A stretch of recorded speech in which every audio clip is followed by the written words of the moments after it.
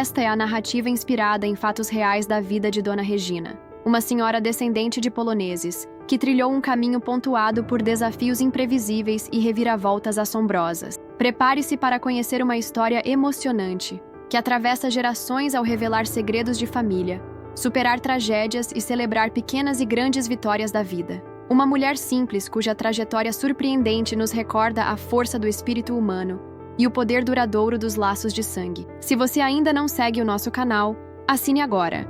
Basta clicar no botão de inscrição aqui embaixo. Não se esqueça de ativar o sininho das notificações para não perder nenhum dos próximos vídeos. Seu joinha é fundamental para manter vivo este trabalho aqui no YouTube. Agora prepare-se para conhecer a história extraordinária de Regina. Vamos lá, minha querida. Fique à vontade para iniciar, minha amiga. Que bom que você veio. Chegue um pouco mais perto para me ouvir contar a minha trajetória. Nasci em 1964, numa vila do interior da região sul do Brasil. O que vou dividir agora não é algo simples, mas é meu, repleto de alegrias e tristezas que Deus colocou no meu caminho. Sou filha de Érico Kovanski e de Glória. O nome do meu pai sempre deu trabalho para o pessoal pronunciar, só que ele jamais pensou em mudar. Dizia que ali carregava a história de toda a nossa família, e o povo da cidade acabava aprendendo a falar direito só de tanto ele corrigir, sempre com aquela paciência. As pessoas viviam comentando que eu não tinha nada a ver com a minha mãe. Puxei ao meu pai. Pele clara, olhos azuis e o mesmo nariz marcante da família Kovanski. Chamava a atenção ver as fotos antigas. Todos parentes do lado dele com aquele traço inconfundível. Já a minha mãe... ela era uma brasileira morena, de olhos cor-de-mel que lembravam joias e com um nariz pequenino, bem delicado. Tinha os cabelos castanhos longos, chegavam à cintura. Quando criança, eu podia passar horas sentada atrás dela, ajeitando aquele mundaréu de fios. Mamãe me ensinou a fazer tranças embutidas de um jeito que ficava lindo. Nossa casa era construída em madeira, num terreno vasto, resultado de quando o governo distribuía lotes para imigrantes. Tinha uma varanda frontal onde passávamos as tardes. Pelo quintal, havia de tudo: frutíferas, canteiro de verduras, galinhas e porcos. Meu pai trabalhava na lavoura, plantava o que fosse possível, enquanto minha mãe cuidava dos afazeres domésticos, mas também colaborava na roça. À época, a vida era outra. Não havia televisão, só um rádio antigo que papai ligava ao entardecer. As ruas eram de terra e viravam um lamaçal quando chovia. Uma complicação só. Ainda assim, posso dizer que éramos felizes, participando das festividades da paróquia e dos bailes da comunidade. O povo todo se conhecia e se ajudava. Era uma região com muitos polacos, como dizíamos, misturando cultura, culinária e fala. Na mesa, tanto aparecia pierogi quanto feijão, e papai sempre falava português com um sotaque carregado, que nunca perdeu. Em casa, a gente vivia entre as histórias da Polônia, contadas por ele, e as tradições brasileiras, vindas da família da minha mãe. Na Páscoa, pintávamos ovos e benzíamos comida, bem no estilo polonês, mas não deixávamos de celebrar a festa junina, com direito a quentão e fogueira. Éramos uma família numerosa, 4 irmãos. O mais velho, Marcos, depois vinha o Paulo, eu em seguida, e por último, o Nando, que chamávamos de Nandinho. Todos nós herdamos os traços do papai. Esse sangue polonês é forte, ele costumava dizer. A casa estava sempre cheia de barulho, risada, correria. Minha mãe afirmava que filho era igual pipoca. Um estourava e trazia os outros. Marcos, por ser o primogênito, sempre foi mais responsável e ajudava meu pai na lavoura desde cedo. O Paulo era mais reservado, gostava de se isolar com livros. Eu ficava próxima da mamãe, tentando aprender sobre a casa. E o Nandinho? Ele era o xodó de todos, o mais novo. Mamãe era o ponto de equilíbrio ali. Tudo passava por ela. De manhã, já estava de pé, acendendo o fogão a lenha para preparar o café. O cheiro do pão quentinho, que ela assava, atravessava a rua e chamava as vizinhas, que apareciam com a desculpa de pedir uma xícara de açúcar só para garantir uma fatia daquele pão fresco. Ela tinha um modo único de fazer tudo. Lavando as roupas no tanque, ficava cantarolando canções que aprendera com a avó dela. Os cabelos longos balançavam enquanto torcia as peças, e eu me sentava num banquinho para admirá-la. Às vezes, ela enfeitava os fios com as flores que colhíamos ali no jardim, e ficava ainda mais linda. A gente não tinha grandes luxos, mas a mesa sempre estava posta. Mamãe ainda ajudava na lavoura, mas tinha tempo de estar presente quando voltávamos da escola, com um lanche preparado, mesmo que fosse só polenta com leite. Lembro que ela costurava nossas roupas. Havia uma máquina de pedal antiga, daquelas bem pesadas. À noite, depois de jantarmos, ela sentava à luz de um lampião, pois a energia faltava ou vinha fraca, e costurava. Fazia meus vestidos a partir dos retalhos que as vizinhas lhe entregavam para encomendas. Mas então veio 1973, o ano em que tudo mudou. Eu tinha 9 anos. Foi muito de repente. Mamãe começou a sentir dores fortes. Papai a levou para a cidade grande, no hospital. Quando voltou, estava estranho, calado. Ela emagreceu rápido, perdeu aquele brilho de sempre, e ninguém entendia direito o que estava acontecendo. Numa manhã de domingo, que jamais esqueço, ela não conseguiu se levantar para preparar o café. Papai mandou a gente ficar no quarto, mas eu escapei quando as vizinhas começaram a chegar. E naquela tarde, ela partiu. O velório aconteceu em casa mesmo, como era costume. Arrumaram-na na sala onde ficava a nossa mesa de jantar. As mulheres da comunidade chegaram cedo, retiraram a mobília, ajeitaram tudo. O aroma de café se misturava ao cheiro das velas e das flores. Eu fiquei num canto, observando, sem conseguir compreender. Mamãe estava lá, tão silenciosa, tão bonita, vestida com seu melhor vestido azul, o mesmo que guardava para ocasiões especiais. Os cabelos estavam adornados com flores que ela tanto amava. Eu não conseguia chorar. As pessoas me faziam carinho na cabeça, falando frases que eu não conseguia entender direito. Fiquei parada, esperando que ela abrisse os olhos e se levantasse, como se fosse um cochilo prolongado. Achava que se eu ficasse bem quietinha, ela acordaria mais rápido. Mas foi no cemitério que a realidade veio como um golpe. Quando vi descendo o caixão aquele buraco escuro, entrei em desespero. Gritei, me agarrei nas pernas do meu pai, implorando para não fazerem aquilo. Marcos tentou me segurar. Eu chorava tanto que me faltava ar. Foi a primeira vez que vi papai chorar diante de todo mundo. Aquele dia destruiu minha infância. Só mais tarde fui entender de fato o que houve. Ela perdera um bebê, estava grávida de novo e teve complicações graves depois de voltar para casa. Tantas mães morriam no interior por falta de bom atendimento. Talvez, se fosse hoje, com mais recursos médicos, teria se salvado. Mas naquela época e naquele canto do Brasil, a vida era cruel, principalmente para as mulheres. Após o enterro, a casa ficou irreconhecível. Um silêncio pesado que nos envolvia. Papai tentava cuidar de tudo, mas não era o mesmo. A comida não tinha o mesmo sabor. A costura não era tocada. O jardim começou a murchar. Marcos, que tinha 13, fazia o que podia. Paulo se fechou mais ainda nos livros. Nandinho, aos 5 anos, chorava à noite chamando por mamãe.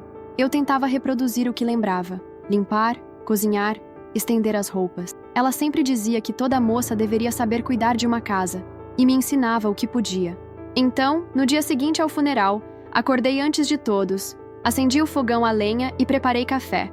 Cortei o pão deixado pelas vizinhas. Quando papai e meus irmãos acordaram, a mesa já estava posta. Ele me olhou com um misto de orgulho e tristeza, afagou minha cabeça e não disse nada. Mas entendi que, naquele gesto, ele agradecia, embora com o coração apertado. Assim, aos poucos, fui assumindo tarefas que minha mãe fazia. Eu lavava as roupas deles, tentava cozinhar, mantinha a casa organizada. Papai se virava na lavoura, trabalhando em dobro. As vizinhas, em especial Dona Laura e Dona Sônia, me ajudavam com algumas dicas. Uma me ensinou a fazer polenta sem embolar, outra a tirar manchas de roupa. Era doloroso, mas a gente aprendia. O pai sofria, passava as noites andando pela casa meio desnorteado. Às vezes, eu o encontrava sentado, encarando uma xícara de café frio. Ele amava a mamãe de uma forma que eu quase não via em outros casamentos por perto. Um amor carinhoso, cheio de conversa e beijos de saudade quando voltava suado da roça. Eu gostava de observar, escondidinha, o diálogo dos dois, que sempre envolvia a opinião dela em tudo. Depois que ela partiu, parecia que metade dele tinha ido junto. Ele seguia a vida, mas o olhar estava vazio. Parei de frequentar a escola.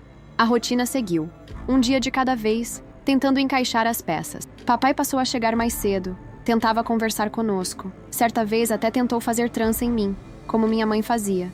Ficou torta, mas eu deixei assim, para ver o sorrisinho dele. Só que aconteceu algo depois que é difícil para mim comentar, mas faz parte do que me tornou quem sou. Isso foi uns meses depois que perdemos mamãe. A casa ainda estava repleta de parentes indo e vindo. Num desses dias, chegou o César, filho da tia Laurinda. Ele tinha uns 14 anos, eu já contava 10. A princípio foi bom tê-lo por perto. Ele ensinava brincadeiras diferentes, contava histórias divertidas. A gente brincava nos galhos das árvores, até que tudo mudou. Certa tarde, papai e meus irmãos estavam ocupados na roça, as tias cozinhando. Eu me encontrava no quarto arrumando roupas. César entrou e fechou a porta, dizendo que queria me mostrar algo incrível. Ele começou a se aproximar, falando coisas estranhas, elogiando meu cabelo e meus olhos, fazendo comentários que me deixaram constrangida. Tentei gritar, mas ele cobriu minha boca, me empurrando para a cama. Minha mente gelou. Achei que fosse alguma brincadeira, mas logo percebi que não era. Ele levantou meu vestido, tocando partes de mim que me deixaram em pânico e vergonha. Então, pegou minha mão e a forçou a encostar nele de um jeito que eu sabia ser errado. Eu só queria que alguém aparecesse e me salvasse. Foi quando a porta escancarou.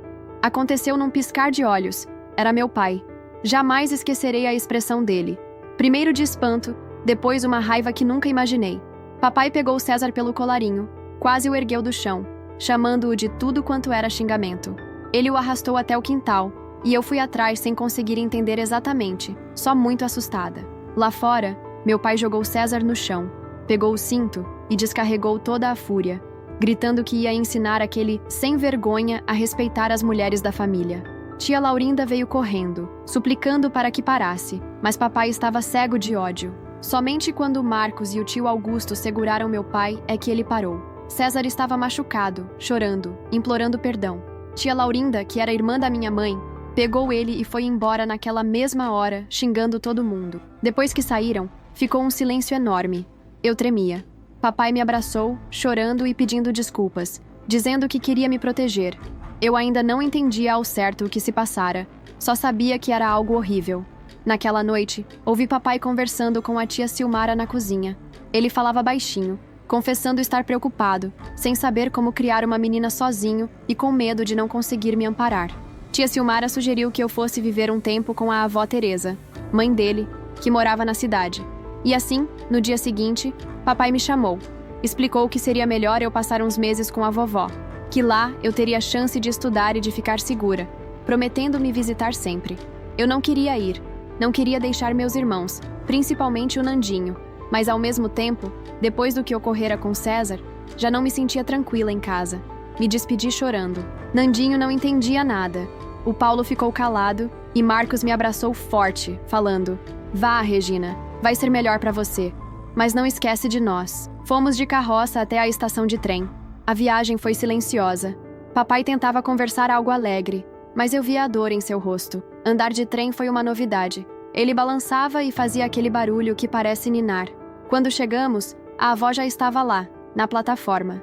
A avó Teresa era uma senhora sisuda, do tempo antigo, sem muito chamego, mas abraçou papai e, surpreendentemente, ele começou a chorar nos braços dela, igual criança. Ela prometeu me cuidar e me recebeu com um abraço sem jeito, mas sincero. Papai passou o dia conosco na casa da vovó. Eles ficavam conversando pelos cantos, às vezes cochichando, às vezes discutindo baixinho. A casa era enorme, chique, cheia de móveis refinados. Tinha até um quarto só pra mim, imagina. Quem sempre dormiu com os irmãos agora tinha um cantinho próprio. A avó vivia sozinha e papai se mostrava aflito em me deixar, mas não restava opção diante do que ocorrera. Quando ele se foi, minha alma doeu. Eu não sabia como seria minha vida dali pra frente. Nos primeiros dias, notei que os vizinhos não pareciam gostar muito da vovó. Apenas cumprimentavam e seguiam seu rumo. Ela também não era de conversar comigo. Eu tentava ajudar limpando a casa, mas ela fazia tudo de novo, a seu modo, e eu me sentia inadequada. Certo dia, ela anunciou que tinha me inscrito na escola. Fiquei satisfeita.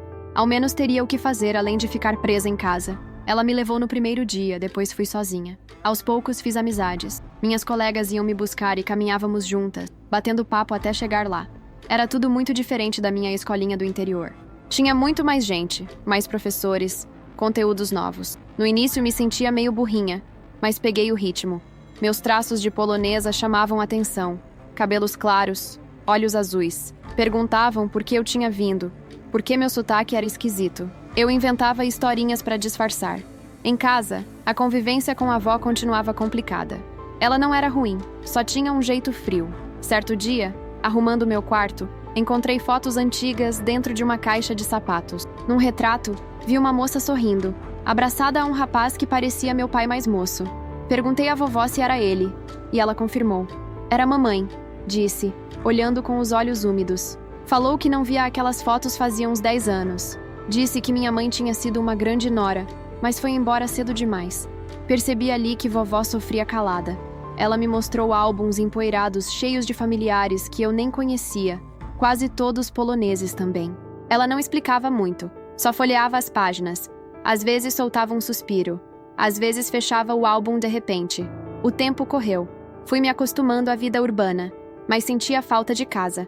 Papai me escrevia cartas contando como tudo estava, dizendo que Marcos e Paulo ajudavam cada vez mais na roça, que Nandinho estava crescendo. Eu respondia, falava sobre a escola, a rotina, a vovó, mas escondia as partes tristes, porque não queria preocupá-lo. Uma vez, veio carta do Marcos, falando que a casa estava vazia sem mim, e perguntando se eu achava que um dia poderia voltar. Aquela questão ficou martelando na minha cabeça. Quando fiz 16 anos, resolvi que era hora de trabalhar. A maioria das minhas amigas já trabalhava. Queria minha independência e não ficar pedindo nada à vovó. Ela detestou a ideia. Dizia que mocinha de família não tinha que pegar trabalho fora. Mas insisti. Consegui vaga numa confeitaria. Acordava de madrugada para ir. E no começo, minhas mãos ficavam doloridas de tanto preparar massa. Porém, eu gostava do aroma de pão quente, que me lembrava mamãe. Vovó reclamava, pois dizia que falariam mal de mim por trabalhar. Eu não ligava. Queria meu dinheiro. Então, brigávamos muito, mas segui firme. Foi lá que conheci André, filho do seu Mário, o dono da confeitaria. Rapaz simpático, sorridente, mas no início mal nos falávamos. Eu ainda carregava o trauma do que César fizera. Ficava insegura. No entanto, André mostrava um cuidado especial, sempre gentil. Um dia me convidou para tomar um guaraná depois do expediente. Topei, meio tremendo. Conversamos tanto que perdeu-se a hora. Ele contou os sonhos dele. Abrir uma padaria só dele. Contei da minha vida no interior, da falta que sentia do papai e dos irmãos. Aos poucos passamos a nos encontrar em segredo. Vovó desconfiava de tudo e vivia dizendo que homem não valia nada, que eu tinha de me preservar. Mas André era diferente. Ele me deixava leve, me fazia rir e, sobretudo, me respeitava. E aí, certo dia, lá nos fundos da confeitaria, ele me beijou e meu coração saiu pela boca. Foi a primeira vez que senti o que era gostar de alguém de verdade. Não pensava em mais nada além dele. Seguimos em um namoro escondido. O trabalho continuava e eu me aperfeiçoava, fazendo pães, bolos, tortas. Seu Mário dizia que eu tinha talento para aquilo. Eu guardava quase tudo que ganhava debaixo do colchão. Parte dava à avó. Queria um futuro. André e eu sonhávamos em ter nosso lugar, planejando o que faríamos. Mas as cartas de papai foram rareando. E eu preocupada. Marcos escreveu dizendo que papai estava doente. Fiquei aflita, querendo voltar para cuidar dele. Contei para a vovó sobre a situação. A expressão dela mudou na hora. Precisamos ir ver seu pai. Fiquei surpresa, porque ela raramente viajava. Juntamos nossas coisas e partimos. Deixei um bilhete pro André, dizendo que precisava resolver algo urgente, mas voltaria. Meu coração ficou na mão. A viagem foi demorada. Vovó passou o trajeto quase todo olhando pela janela. Num ponto, ela me olhou, com um olhar mais brando do que nunca. Regina, preciso te contar algumas coisas. E assim, revelou seu passado, quando jovem, contando que se casou com meu avô Bogdan, que era viúvo. Ele tinha outros filhos, inclusive a tia Silmara, que não aceitava minha avó. Depois, ela narrou uma tragédia envolvendo a cerâmica da família, na qual alguns morreram num acidente de trabalho, inclusive filhos do primeiro casamento do meu avô. Tia Silmara culpou a avó Teresa, acusando-a de trazer azar, e se afastou dela.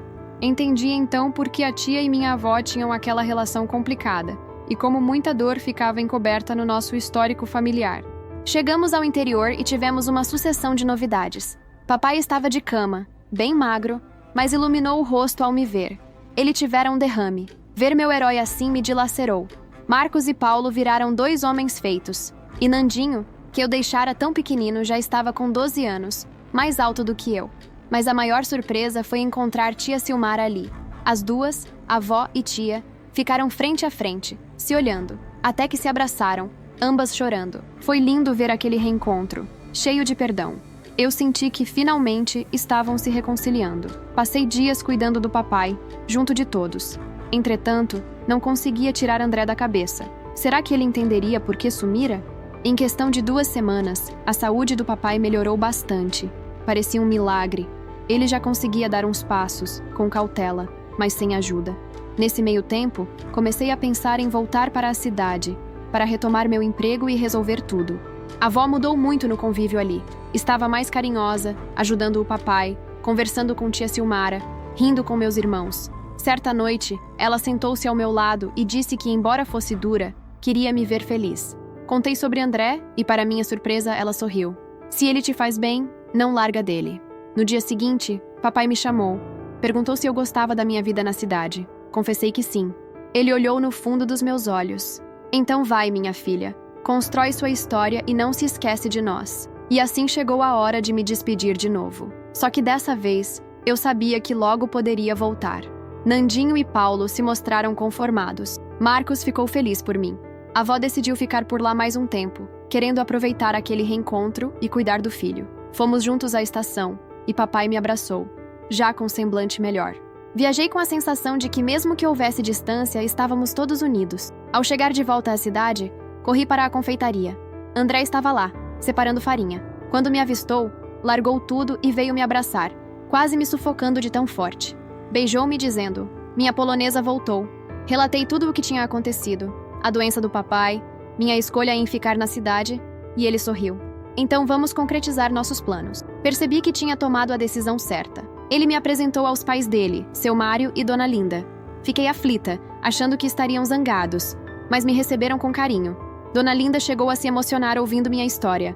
Seu Mário, sem perder tempo, disse: vocês se dão bem, querem trabalhar e formar família, por que não casam? Parecia loucura, mas começamos a planejar o casamento. Dona Linda foi uma verdadeira fada madrinha. Cuidou de tudo. Flores, bolo e até do meu vestido. Você é a filha que eu não tive, ela dizia. Escrevi para papai e para a avó, convidando-os. Eles responderam rápido, dizendo que viriam e que estavam felizes. No corre-corre dos preparativos, o tempo voou. André e eu sonhávamos com nossa futura padaria. Chegou o grande dia, e eu ainda mal acreditava. A igrejinha, decorada com flores, ficou lotada. Quando vi meu pai entrando, escoltado por meus irmãos e pela avó Teresa, senti meu peito se encher de alegria. Ele tinha aquele brilho de orgulho nos olhos.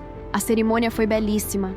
Quando André disse sim, segurando minha mão, senti que todas as voltas da minha vida culminavam ali, naquele altar, cercada das pessoas mais queridas. Depois, houve a festa na confeitaria, com fartura de pães, doces e tortas. A cidade toda parecia ter comparecido. Por um instante, a avó Teresa me chamou de lado, segurando um envelope. Regina, decidi algo.